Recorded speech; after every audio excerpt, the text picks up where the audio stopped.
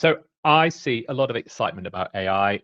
Everyone's talking about it. It's filling my feeds with lots of information and snippets. But when speaking to clients, people are really struggling to say, how do I get from the hype to value?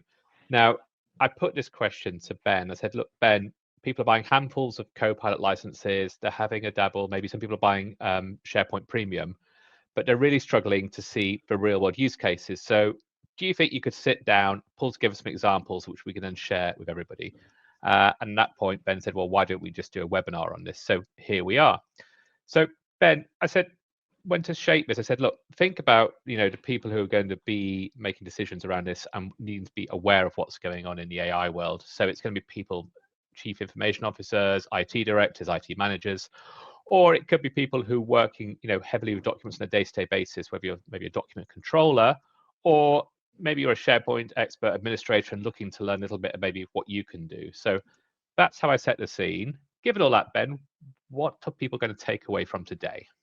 Yeah, absolutely. Thanks, Rupert. So yeah, we're going to look at two things. We're going to look at understand the differences between generative AI and machine learning.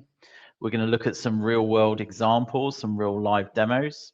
And then we're going to look at, in particular, how we can use machine learning to classify and extract data from documents. Perfect. Okay.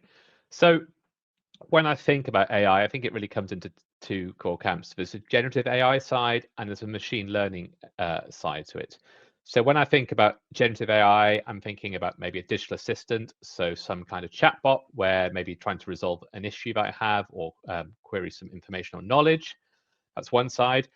Taking that a bit further, I have something called intelligent search. So we all know that SharePoint search has got better over the years, but it's nothing's quite as good as maybe that chat GPT style search experience. So how can I use natural language to find the information which sits within my knowledge base or within my policy library or within my intranet?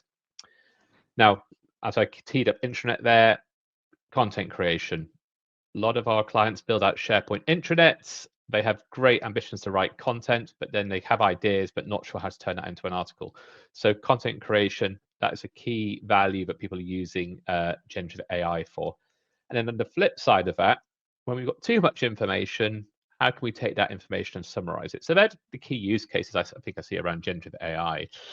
Then on the flip side, machine learning doesn't get the same amount of PR as Copilot and the Gen AI side. Yet it's been around longer, but maybe it's the audience, maybe it's a bit more complicated. But can you give us some use cases so people understand what machine learning can actually achieve? Yeah, absolutely. I mean, I tend to think of machine learning as the more sort of traditional AI. And if we think of some examples in the Microsoft space, it could be things like classifying documents, maybe classifying a set of documents as to whether it's a contract, invoice, a legal document, for instance. Things like field extraction. So it could be pulling out the values of contracts or invoices, start dates, project names, etc. Key phrase extraction. So it's things like identifying specific phrases that most accurately summarize the document.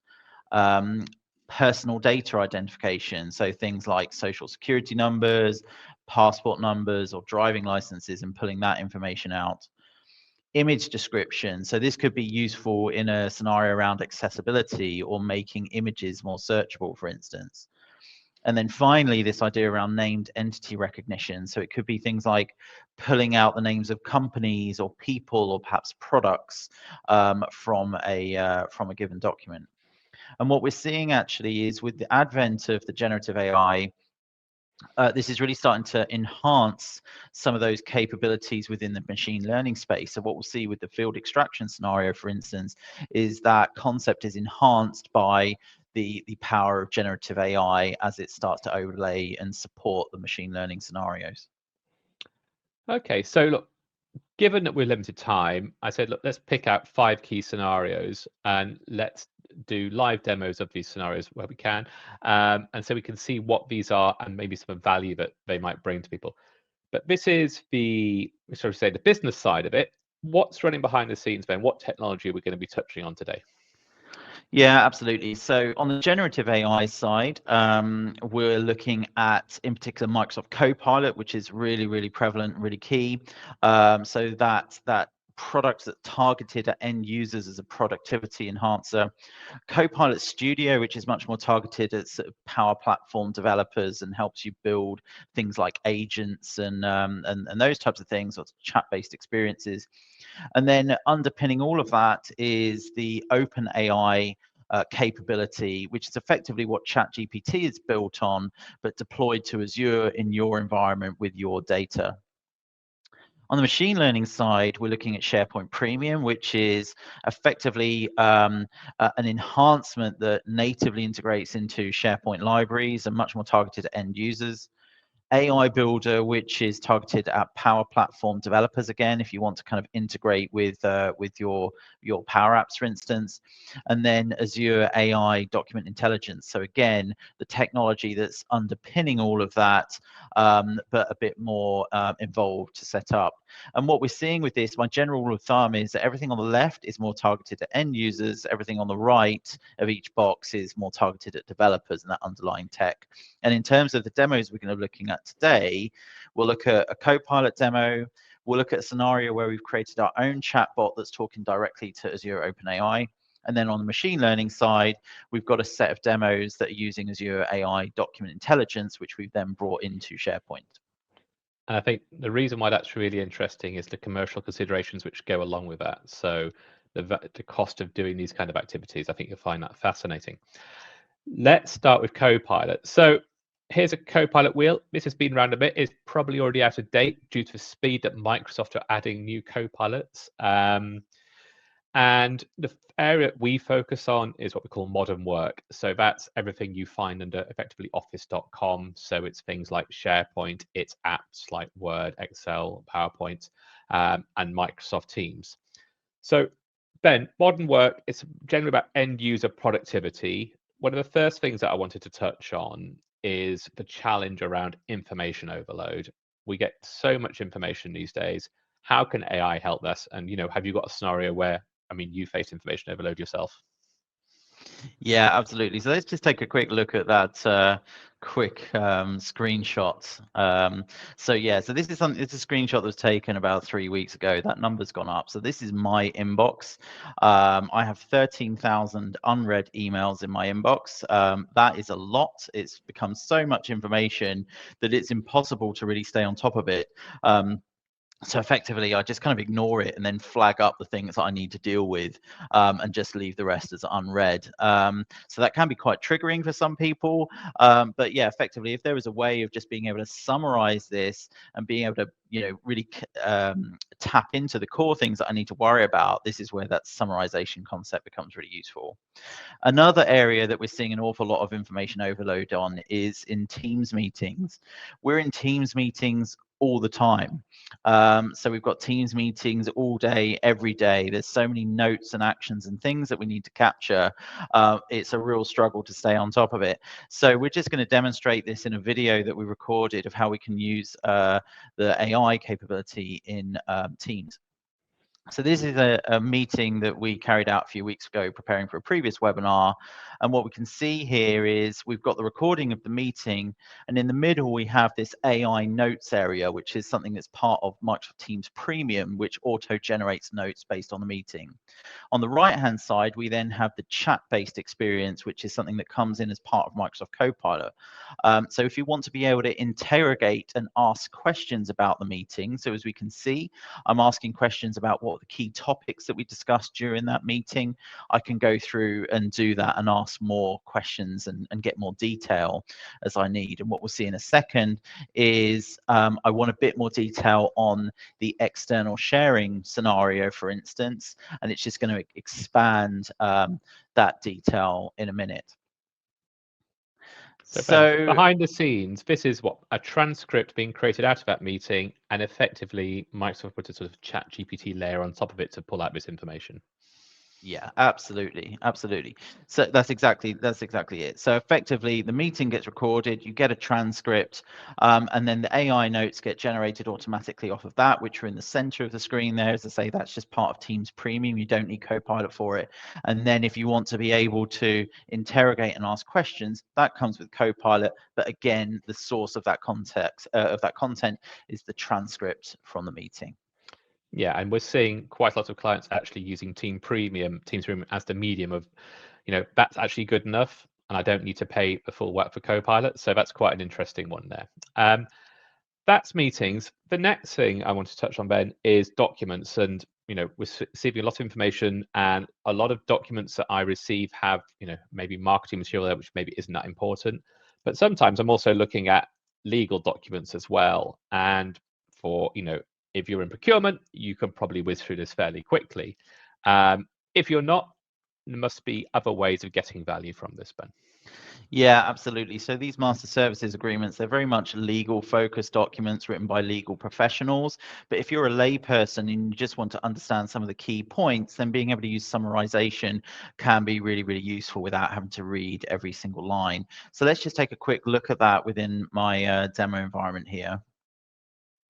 So I've got a set of documents available to me. I know that this is a master services agreement.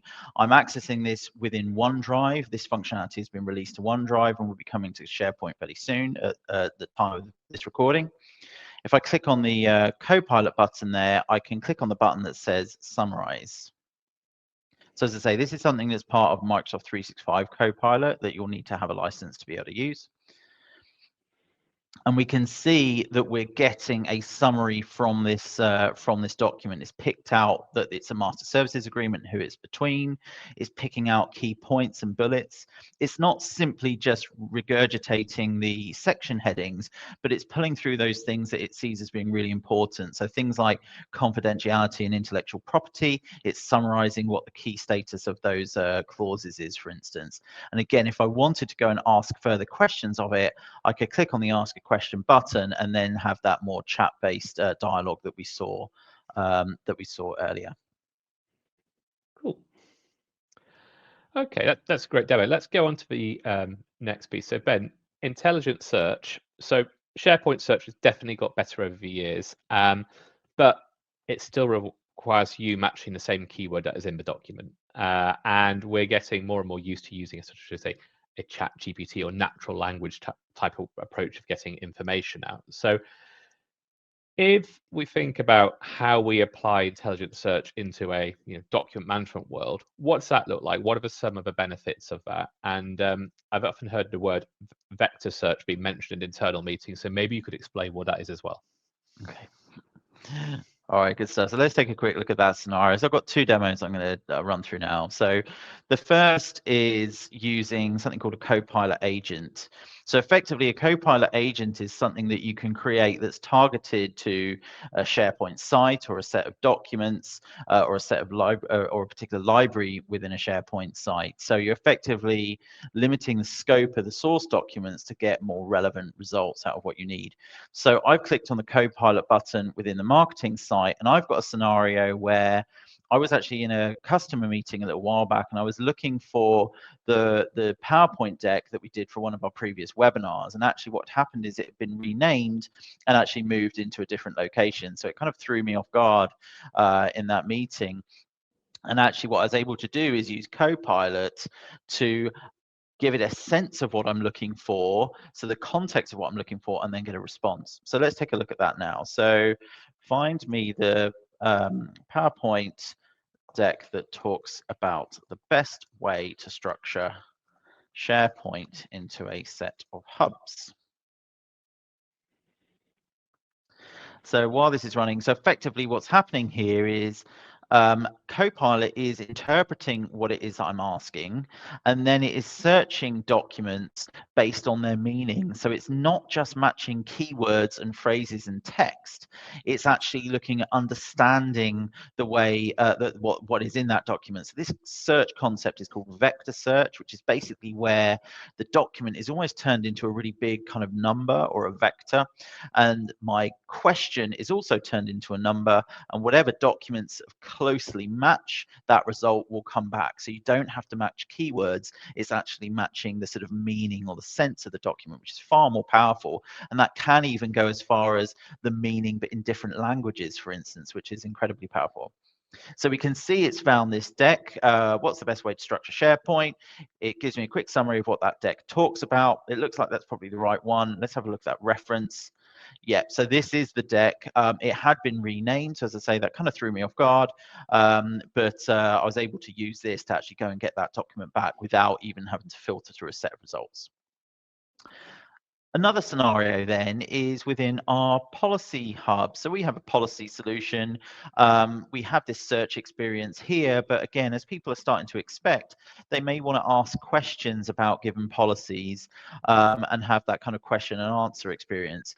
So we've created an interface that sits on top of Azure OpenAI. And what that means is we can choose which documents are going to make up part of this solution. So if, for instance, we're only going to pass through the published versions of documents as opposed to any kind of work in progress, and we have control over that, and then it means we can go and sort of ask those questions as we need to. So I'm going to just ask a question: what is the procedure for requesting flexible working? So let's see. So what we're doing here, Ben, is protecting, your, in this scenario, your HR employees from getting the same questions over and over again, and then they can deal with the edge cases, the unique scenarios. So small investment in IT yields a big investment in time saving. And the other side of this is that when you raise that question, you're getting an instant response. You're not waiting for that HR person to come back to their email, or maybe if you're a shift worker, you're not waiting for them to come back in on Monday. So that's pretty cool. Yeah, absolutely. And we can see it's given me a quite nice summary from this. Some of the key points from that meeting, or sorry, from that document, it's given me a clear representation of the document if I wanted to go and follow up with some further information. And then the other thing this does, which we're starting to become quite used to with these chatbot style experiences, is come back with a set of follow-up options or questions that I might want to ask. So let's maybe ask this question: how to prepare for the meeting when we're going to have that meeting about flexible working. Yeah, I think this is an interesting one because actually one client fed back to us saying people are finding out more about policies just because they keep clicking on the follow-on questions, and that's actually creating a little bit of interest and curiosity about what's in those documents. Okay, perfect. Okay, that's an interesting use case as well, that we've actually got two references there, and then what you've got in your bullet points is the reference to which document it's pointing to. So very much with policies, it's all about detail. You can then go say, well, actually, the policy I need to go look at is number 1. I'm going to click on that. And it's going to pop up in the screen. That's pretty cool. Okay, so taking that, Ben, the other side of, let's say intranets is very much content creation. So content creation, we do, as I said at the top of the call, we do a lot of intranets, but people get stuck with content. They have ideas. And I think that really AI has broken down a lot of barriers about what do I write about it? How do I write about it? What level of detail can I turn this into bullet points, or can I base this off some previous content? So Ben, have you got a couple of examples of how we can use AI to help with content creation? Yeah, absolutely. So let's take a look. I think what we're going to do is just jump back to our policy scenario here. So I've just sort of teed up this question about remote working. Again, we've got our working from home policy. And let's say, for instance, I wanted to promote this policy as a news article. So, to summarize some of the key points, which I could then publish onto an intranet. So the previous examples were very much about finding some information and answering some questions from it. And now what we're looking at doing is creating new content off the back of existing content. So creating a news article from a document, or creating a set of FAQs, for instance. So I'm just going to paste in a prompt that I captured earlier.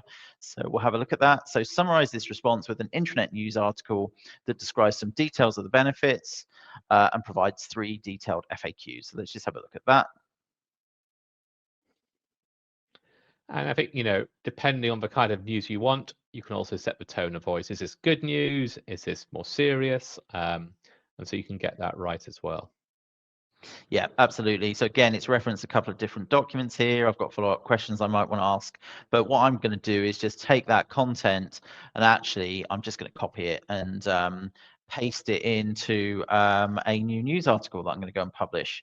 So if I just go new news post within the Policy Hub, I can create a SharePoint news page. And I'm just going to go and paste that content, just take that out, put it in the title. We'd do a bit of tidy up. I'm not going to worry about that right now. So we tidy this up a little bit. We may even want to, or probably should, reference the actual policy itself using the file and media web part, for instance, put a nice image on it, etc. And then once we're done, we can post and publish that to our intranet homepage. So another scenario, if we come back to the webinar deck that we were talking about, so another scenario here then is taking this SharePoint architecture deck. I want to be able to create a LinkedIn post promoting some of the things that we talked about in our webinar. So we created this content, or maybe this is something we'll be doing in preparation for a webinar where we've got our deck and we want to generate some interest in the webinar before people attend. So I've got that deck and I want to go and create a LinkedIn post that can help me promote it. So summarize this PowerPoint deck into a LinkedIn article that that describes the things to do, the things to stop doing, has a controversial title, because we do like a controversial title to capture the eye in LinkedIn, and a set of next steps. Let's see what this comes back with. I've even spelt title wrong, so hopefully it was able to figure out what I meant, even though I kind of spelt it slightly incorrectly. So I do find with this, with Copilot, you get some funny artifacts as it's scrolling, but once it's finished, it's pretty good. So again, we've got our title, Why Your SharePoint Structure is Failing and How to Fix It. So that's sort of quite catchy. It's got some good summary content in there, the things to do. So it's recognized those instructions and pulled out some of those key things. And I can go and take that and paste it into LinkedIn and then sort of promote it. So, you know, again, we're not, you know, some of us aren't necessarily quite as comfortable as writing really strong copy. And for something like this, you don't necessarily need to go and get a dedicated copywriter for it. So this has given me a pretty good starting point that I'll then want to just tweak and put my own tone of voice and make sure it's using the kind of right language, etc. But as a good starting point, yeah, this is pretty good. I'm happy with that. Yeah, and I think the way a lot of people describe it is treat Copilot or ChatGPT like your intern. The more instructions you get, the more value you're going to get at the other end, but you will need to do a review. You can't, you know, just send it out the door. And that's where we are today anyway. So Ben, I think that wraps up the Gen AI piece. I want to move over to now to the machine learning and particularly the document processing side. So what I want to talk about is classification of documents and an extraction of information from the documents that we classify. So those are the scenarios. I mean, you know, a lot of people, we don't like doing metadata. You know, it seems tedious and painful, but we know there's value in doing it. We can use that metadata to drive policies around documents, information, how we're going to protect those documents for. So there's some of the scenarios, Ben. Do you want me to take through what is a document model and how do we create one? Yeah, absolutely. So let's just have a look at the document model process and just talk about what we mean. So realistically, what I'm talking about here is an AI model, AI machine learning model that is able to carry out tasks on documents. And those tasks could be classifying them into this category or that category, extracting information from them, or some of those other scenarios that we talked about earlier. And the process that we have to go through when we're doing this typically is as follows. We start off with gathering some documents. So going and finding good examples of documents that we already have or we've already worked on to be able to do what we need to do. We're then going to label them. So if it's a classification model, we're going to label them with the appropriate categories that are relevant to that document. If it's a field extraction model, we're going to effectively label the set of fields that we want and show the model where to get them from those documents. Once we've got those examples, we need to train the model. So this is where the AI model learns based on the examples that you've given it. Now, fortunately, we only have to train it with a relatively small number of documents compared to if we were going to do this ourselves, you know, not using some of the Microsoft tech, because Microsoft have kind of pre-trained a whole load of these models. So you can actually get going really quickly on this. Once the model is trained, we need to test it. So typically you'll set aside 30% of your documents for testing, 70% for training. So we're going to take our test documents, apply it to the model and see what results come back with and make sure we're happy with it. And then finally, we're going to deploy that model into the real world to start predicting new documents moving forward, so we can start getting business value out of this model. So the first 4 stages are much more about creating and tuning the model, and then the final stage is deploying it and making it available to start using it in the real world. Okay, so that's the theory, Ben. Can we see it in practice? Yeah, absolutely. So let's take a look. So I've got a couple of models here that we're going to run through. So the first, we're going to focus on a classification model. I'm doing this within Azure AI Document Builder. Or Document Intelligence Studio, I should say. I've uploaded a whole load of existing documents here, and if I click on them, I can see the document within this pane here, and I can see I've got some categories that I can assign to it. If I wanted to, I could go and create a new category, or just simply pick and choose from one of the ones I've already created. If I just collapse these categories on the right-hand side, you can see within those, I've got 4 different categories, and I've got 5 documents of each category. So that's quite key. You need at least 5 documents when you're building these models. 5 documents for each category. But the other thing to be aware of is you really need to balance how many documents you have. There's no point, or you really don't want to do, have 100 statements of work but only 5 MSAs, because the model's not going to understand how to interpret that appropriately. So you need to balance the number of categories you've had. So in this case, we've got 5 of each. Once I've uploaded those documents and tagged them, the next thing that I would do is click on the train button. I've done that already. It takes a few minutes, so we're not going to do that live. So you upload them, you train it, and then we need to test it. So I'm going to get some new documents that I've set aside for testing, upload them, and see what we come back with. So I've got some statements of work here. Let's just go and drag and drop them. I'm going to drag a couple of playback documents that we use. These are all fictitious company names, so nothing to worry about. I'll grab a couple of MSAs. Okay, so I've uploaded my test documents, and then I'm going to run analysis on these. So let's just kick that off. I'm going to kick it off for all of them. You can see the first one's finished already. And let's see what we've come up with. So this document, this is a master services agreement, and that has been correctly identified as an MSA over on the right-hand side with a confidence score of 80%. So the confidence score is effectively how likely it is that this document matches the category that's been assigned to it. Nothing is ever going to be 100%. You almost don't want it to be 100%, because if it is, it's a very good chance that your model has become overfit and isn't going to generalize particularly well to other examples of these types of documents. So I'm pretty happy with 80% there.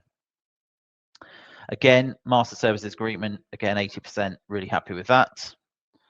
This is a slightly different type of document. It's a playback deck, 64% in this case, well, 65% I would say in this case, but it has still correctly classified it. I'm not too worried about 65%. It's really when it gets to 50% or lower that I'm a bit more concerned. This is also a playback deck, but actually much higher in confidence, so 82%. So this perhaps represents, as far as the model is concerned, a better example of a playback deck. This is the statement of work. Yep, that's 83%, really happy with that. 88% for that statement of work, happy with that too. 86% for that statement of work, happy with that too. So yeah, I'm pretty happy with that model. It's classifying it well. Nothing to be too alarmed about in terms of those confidence scores. So the next thing is, say, given I have classified my documents and I've identified statements of work or sort of contracts, I want to then pull out information from those statements of work. So effectively what I want to do is get things like project names, customer names, amounts, dates, etc. So the first thing we have to do when we're creating a field extraction model in this case is to define that schema, as we can see here. So what types of fields are we trying to get, and what are their, what their sort of data types as such. We then need to label it. So again, we need a minimum of 5 examples to go through and do that. So as I go through each of these examples, I'll zoom in a bit. I can see over on the right-hand side, each of those fields is telling me where it's pulling that information from. So effectively, you go and drag and drop the boxes around the text that you want for each field to then tell it what it needs to be. So that's the project name, that's the customer name, the amount. You can see where the amount's coming from. Yeah, perfect. Okay, so we go through that, we drag those boxes around each of those fields on the right page that you want and apply it to each field there. And then we go through and just do that for each of those documents.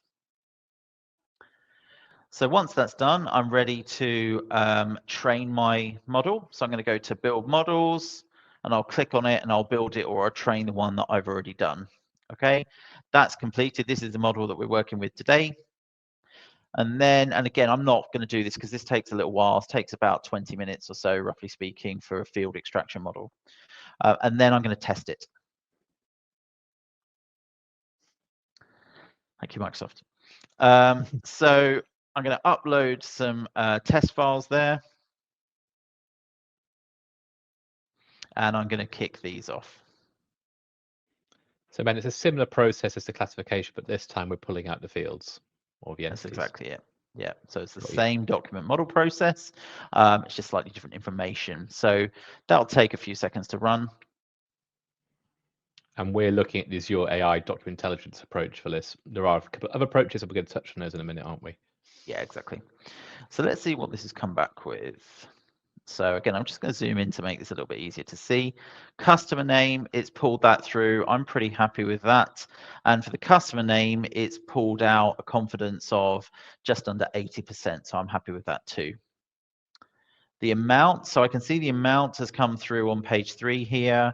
And again, it's given it a confidence score of 78%. Yeah, pretty happy with that. Now, interestingly, the effort, it hasn't been found. So it hasn't found an effort in this particular case. And it's 67% confident that it hasn't found that effort. So that means that that effort doesn't exist in that document as far as it's concerned. That's correct. 10% sure. Yeah, okay. It's 67% sure that it couldn't find it and it doesn't exist. That's exactly it. The end date is 2 weeks. Now, interestingly, that's not a date, that's a duration. So again, it's a bit less confident at 70%, but it's still reasonably happy that it thinks it's got something for me. Got you. Project name, 82%. Now, interestingly, it's pulled it back for some reason from page 11 in the header, which appears on every page. I'm not too worried because it's got the right value, so I'm not going to worry about it too much. And the confidence is still pretty high. And then the start date, 73%. So what's interesting here, Ben, is the confidence level is at a field level, whereas obviously for a document we're doing, or when we're classifying the document type, we're doing it at document level. That's right. Yeah, exactly that. So in this case, it's each one of those individual values has its own confidence and almost needs to be processed individually, which is partly the reason why it takes a bit longer to run as well. If we have a look at these other documents here, now we're starting to see some quite low confidence scores actually. So on this particular field, which is effort, 0 hours per month, and it's 46%, and it's even flagged that up in red. So it's really not sure about this. And same thing for the end date, which is even lower at 40% or 39%. Now, what this is really highlighting to me is that even though this is a statement of work, it's actually quite a different statement of work from, say, the documents that I trained it on. So this is actually a statement of work for a service contract as opposed to a project contract, which is quite different. So it's not actually been able to pull out the right type of fields. So the other scenario here is this document, which is pulling out the client name in this particular case. But as we take a look at that, that client name confidence score is quite low. It's 51%. So although it's not red, it's still pretty low. I want to take notice of this. And that's quite interesting because in this case, it's actually got a customer. What I really wanted is the customer name and not the client name.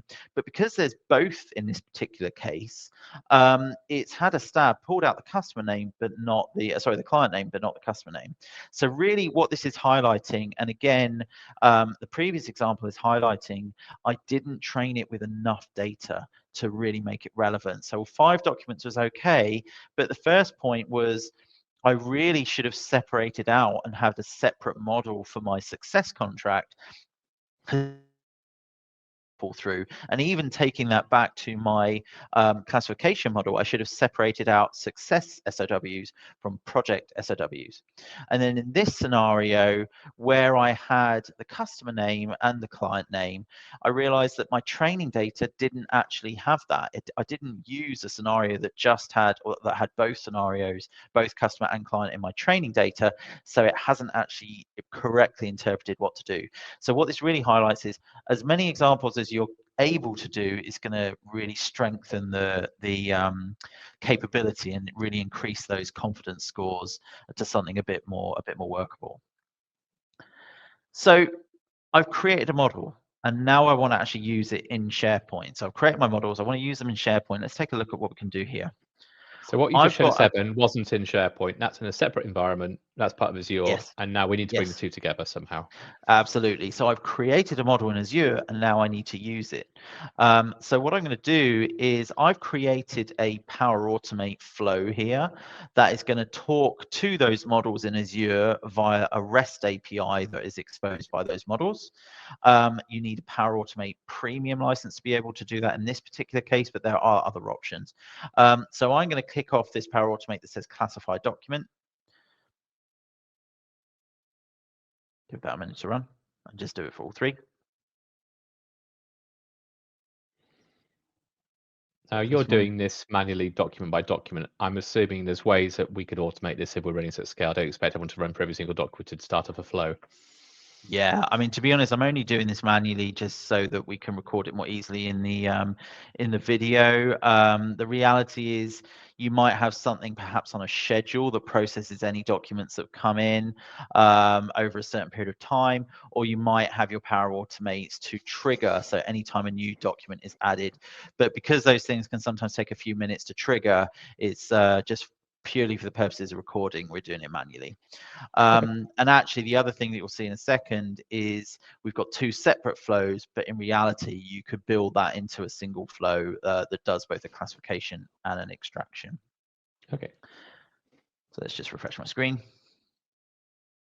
So that's completed, which is great. So it's correctly identified the document types. This is a statement of work, another statement of work. This is a master services agreement. And again, it's pulled through those confidence scores. So yeah, it's 85% confident for the two SOWs, 80% confident for the MSA. I'm pretty happy with that. Now, of course, what you could do with those confidence scores is tie that into your workflow, or maybe even create a view in SharePoint that says any confidence scores lower than perhaps 60%, you want to take notice of that as a document manager or document controller. But if it's above 80%, I'm pretty happy. Okay. So now I've got my statements of work. Let's go and run the field extraction model against those. So I'm going to flip over to my SOWs view,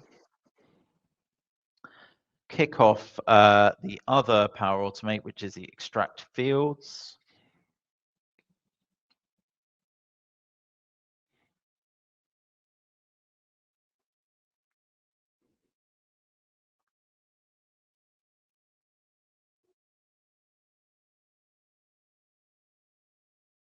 Okay, so at this point, we've classified the document, so we know we're working with statements of work. So therefore, we know that, well, we hope that these fields are within that document.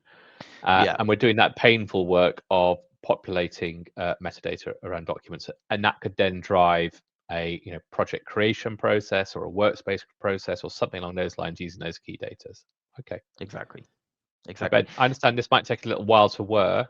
So should we just go back at the deck, look at a few of the tech options, and also what that comes out of from a commercial perspective? Okay. Perfect.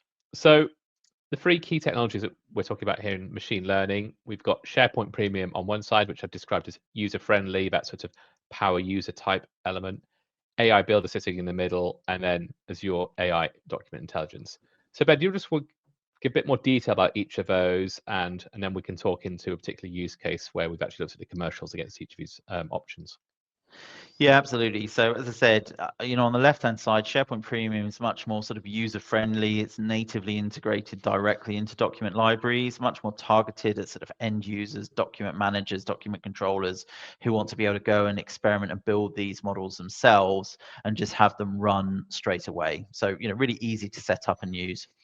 AI Builder targeted at Power Platform developers. Let's say you wanted to create a Power App where you could look at documents and pull out information from them as part of a kind of invoice approval, custom application of some sort. It would be really good for that. And then on the right-hand side, Azure AI Document Intelligence. And as I said, the key thing here is that the technology is the same. The underlying AI technology is the same. It's just how we use it is different. So in the AI Document Intelligence use case, you don't really get anything other than a REST API to talk to. If you want to build those integrations, you've got to do it yourself. But with that, it means that it's actually much more cost effective to run those models, even if it takes a little bit more effort to set it up. So generally, the rule of thumb is the easier it is to set up, the more expensive it's going to be to run compared to those slightly harder to configure models. Okay, well, you've teed me up nicely there. So Ben, I said, look, I'm going to come up with an example, and then I'd like you to price it up using those different options so people get a feel of what those are capable of. So in this example, I've got 500 documents. There are 4 different types of document in there, for example, contract, MSA, invoice, for example, and the average document is 20 pages each. So the first thing I wanted to be able to do is classify it. So I would just say, look, bring out those statements of work. So running that classify model, I've worked out, now got 100 contracts on an average 20 pages each. And so now I've got those, I want to go and extract that key information we talked about. So client, project, start date, effort. So that's for scenario. Now you've gone away and crunched your numbers, and you're just going to take us through each of 3 options and how we got to the cost of each of these solutions. Yeah, absolutely. So with SharePoint Premium, as I said, targeted at SharePoint site owners, easy to set up. The cost for SharePoint Premium to do this is 5 cents per page, and that is for each model that you apply.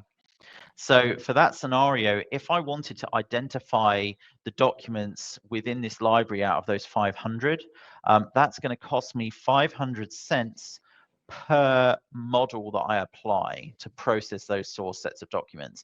So if I've got 4 different types of models because I want to identify statements of work and do something with that, etc., that's actually going to be 4 times that. So we're talking $2,000 to run that initial set of classification and field extraction. So that is a bit of a gotcha. You get charged for each model that gets applied to your documents. And if you have multiple documents in a library, every model is going to be applied to it. The next scenario is AI Builder. So as I said, Power Platform developers, a bit more complex, but more flexible. The key thing here is that there is no document classification model available at time of this video within AI Builder. So that means you're going to have to have done your you're going to have to have done your classification beforehand using some other mechanism. But once you've got that and you've classified them, you can run that extraction model. That's going to cost you $100, again, 5 cents per page. And then finally, we have Azure Document Intelligence, targeted at developers because you don't get that much in terms of integration. You need to set it up yourself. More complex, much more flexible. The key thing is it does have a classification model, as we saw earlier, and also that classification model runs at a different cost to the field extraction. To classify documents is going to cost you 0.3 cents per page instead of 5 cents per page, so orders of magnitude lower. And then subsequently for the documents that we do want to extract information on, so those 100 statements of work, for instance, that's then going to cost you 3 cents per page instead of 5 cents. So we can see with that scenario, we're going to be charged $30 to classify all the documents, and then we're going to be charged $60 to process those documents and do what we need to do with them. But it comes with that cost of ease of setup. We'll need to build our own integration, whether it's Power Automate Premium, Logic Apps, or maybe some custom code, for instance. So I think the takeaway from this is, if you're doing scale, if you are processing a lot of documents with a lot of pages, you need to invest in Azure Document Intelligence. If it's a smaller use case, maybe SharePoint Premium AI Builder can help you on your journey.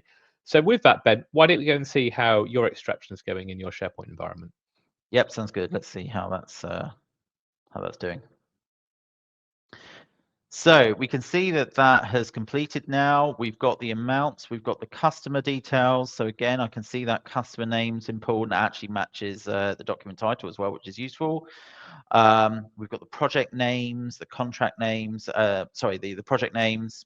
We've got the effort, start date, end date. So yeah, I'm pretty happy with that. That's really useful, being able to just pass that document in, get that information out so I can then go and do something with it. And as I say, in this case, a good example could be to then go and notify a project manager who needs to then go and set this up, or maybe even take it as far as automatically setting up a project in another project management system, passing those values in, for instance.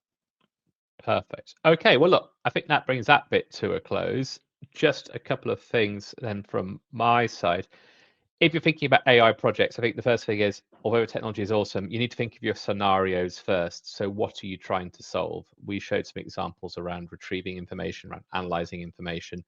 So look at your scenarios first rather than saying, I've got technology, where's the problem?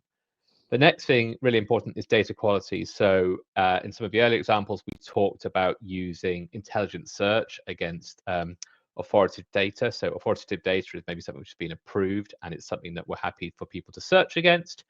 But also when we're thinking about field extraction, well, we're going to classify the document first to make sure that we're extracting data from the right kind of document. And then the final piece is, particularly on the generative side, is end user training.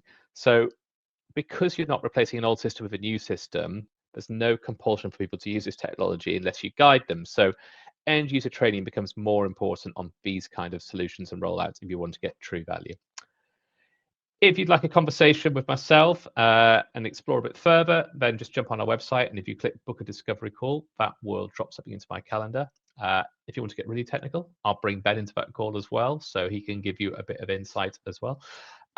Otherwise, that's a wrap for this webinar. Please do join us at the next one. We try and do these every month to share a bit of insight and knowledge around document management and SharePoint. But thank you for your time.